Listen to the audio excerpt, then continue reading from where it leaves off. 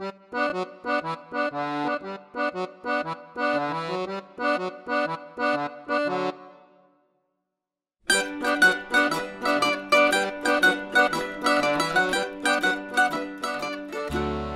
I'm Eric Cheever, Collections Curator here at the Stearns History Museum.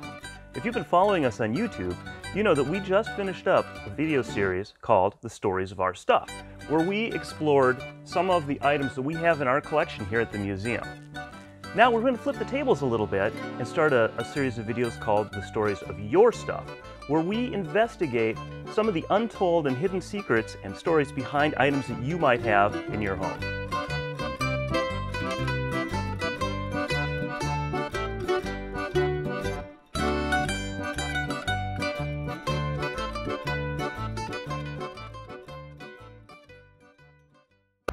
Good afternoon, everybody. It's Carie Essig, Executive Director at the Stearns History Museum. I am happy today to welcome you into my home.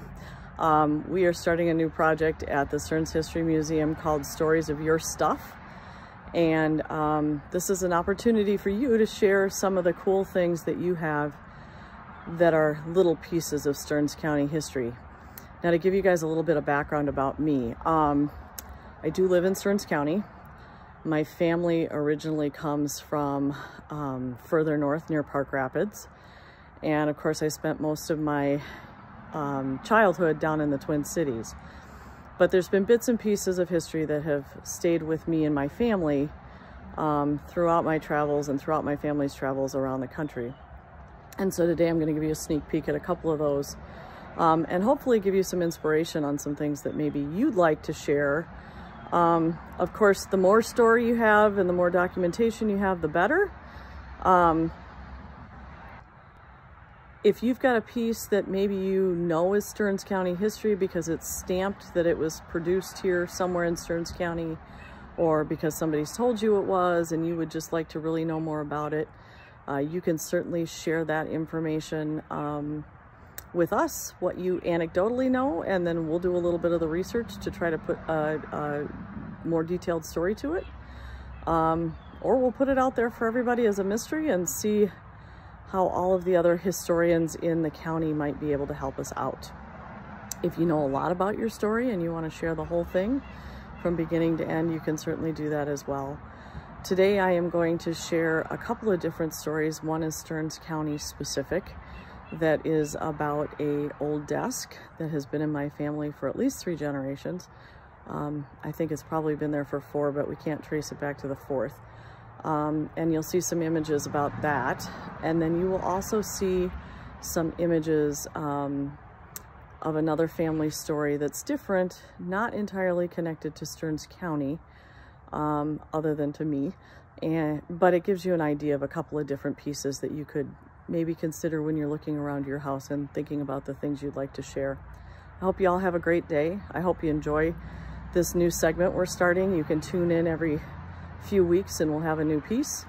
And Caitlin and Eric are going to continue to lead the show, but I told them I'd get it kicked off for them. Thanks so much for visiting and welcome. So this desk has been in my family for a very long time. And there's a great Stearns County connection that I'll show you in a minute. But I remember sitting at this desk when I was a kid and pretending that I was a famous writer sharing stories with the world.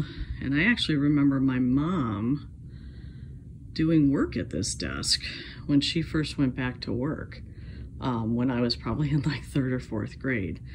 The piece was in my great aunt's house, and she had a cabin up in Lake Superior, and it was there for a very long time, along with the rocking chair right next to it.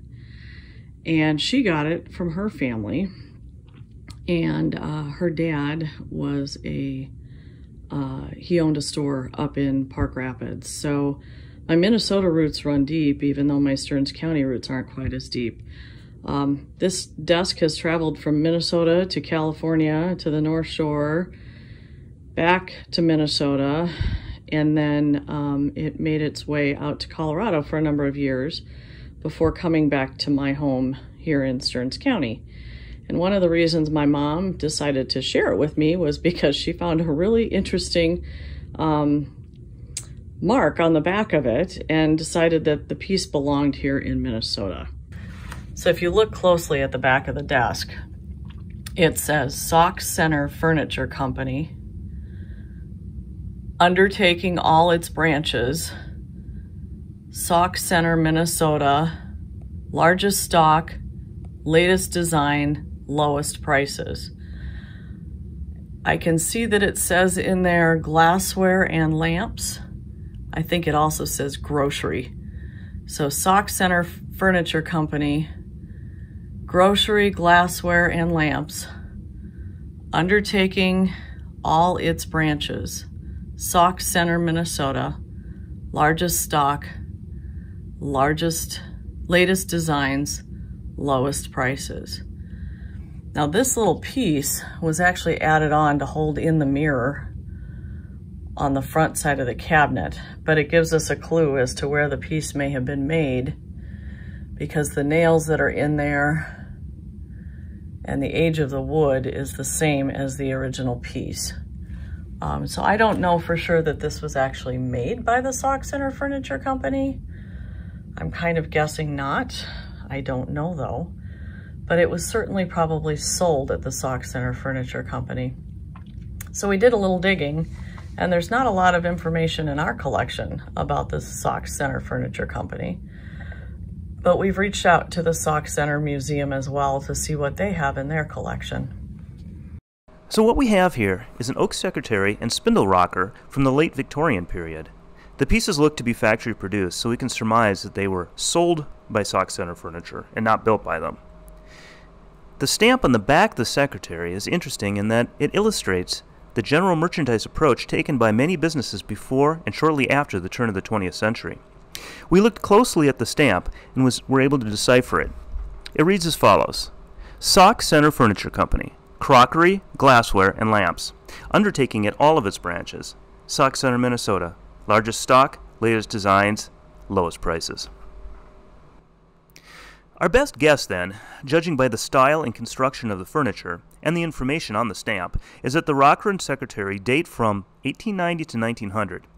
After poring over period maps and records, we've been unable to locate the Sauk Center Furniture Company. It is possible that they were only in business for a short time, or that they underwent a name change. This is a perfect illustration as to the difficulties that a researcher can face. We will continue to search for information on the business. That's what we do. And we will post updates if and when the mystery is solved. In the meantime, if you have any knowledge of Sauk Center Furniture in the 1890s, please contact us. We would love to hear. One note though, there was a Sauk Center Furniture and Appliance Company that opened in 1959. There's no connection that we are aware of.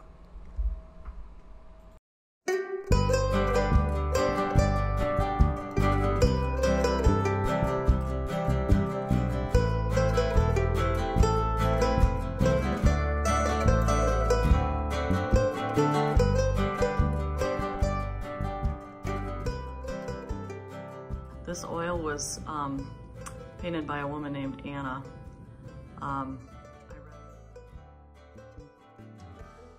But we always knew that these two pictures were somehow associated with a gentleman named Eugene Colby. And if you look up Eugene Colby, if you go and Google him, you'll find that he was a teacher at the Boston Art Institute. He was also a fairly established painter in his own right. And there are a couple of his pieces in various collections around the country. We actually have one of his paintings, but my mom has refused to give it up yet. So it's at her house in Colorado. But this oil, the table that I just showed you, and the letter are all connected in that they were all created by artists in the same family. And Anna Holmes was one of my great cousins, I guess. She was my great-great-grandfather's sister, So the letter sitting on this table is connected to the two oils that I had on the wall, and both are connected to this table, which is a drop leaf table, a little side table or card table as my grandpa used to call it. I'll give you a peek underneath.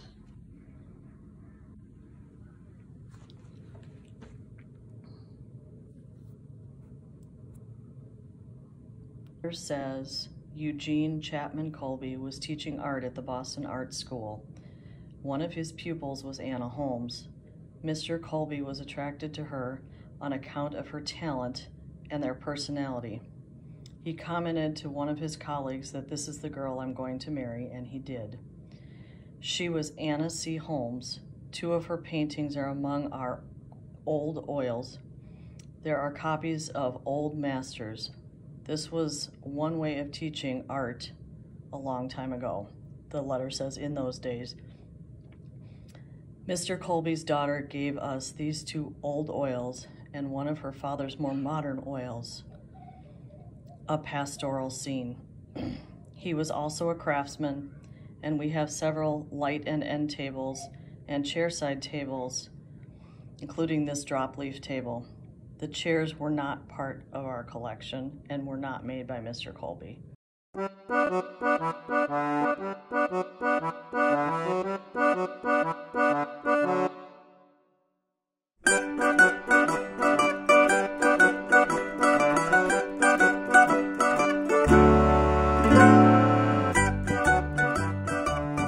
You realize that many of you may have objects at home that have historical or cultural significance to Stearns County or to Minnesota, but that you might not want to give up to a museum for obvious reasons. This then is your opportunity to showcase those items and ask questions that you might have about them. So we're putting a call out for stuff. If you think you have an object or an artifact that would make an interesting subject for one of our next videos, please feel free to contact us. We're going to list our contact information below the video. Feel free to email us, call us, write us a letter, and put it in the mail if you want to. Let us know what you have, let us know what your questions are, and maybe you'll see your object featured in one of our next videos. So, till then, thank you for watching, and we'll see you soon.